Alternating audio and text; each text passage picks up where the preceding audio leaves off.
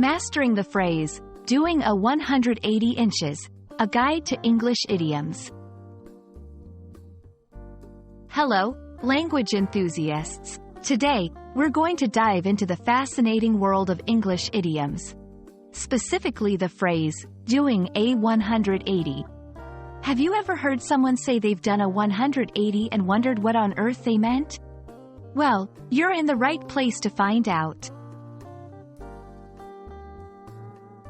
The phrase, doing a 180 inches refers to a complete change in direction or opinion.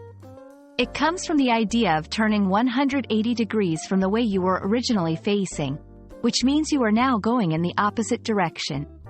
It's often used when someone changes their mind completely about an issue or situation. Let's look at some examples where this phrase might pop up in everyday conversations. I thought I wanted to be a lawyer, but after my internship, I did a 180 and applied to art school instead.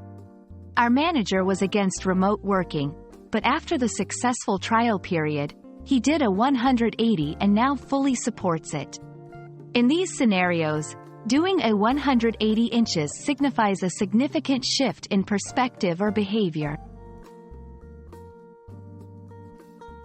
Where did this phrase come from?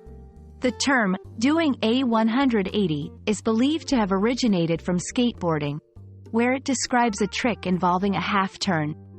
It was later adopted into common language to describe any kind of half-turn or reversal, not just physical but also metaphorical. When using this phrase, make sure the context involves a change that is dramatic and complete. It's not used for small or gradual changes. For instance, if someone slowly starts to enjoy a new type of music, they aren't doing a 180. They are just warming up to it. And there you have it, a complete guide to understanding and using the phrase, doing a 180. We hope this video has illuminated this interesting idiom and that you can confidently use it in your English conversations. Keep practicing, and you'll be doing a 180 in your language learning journey in no time.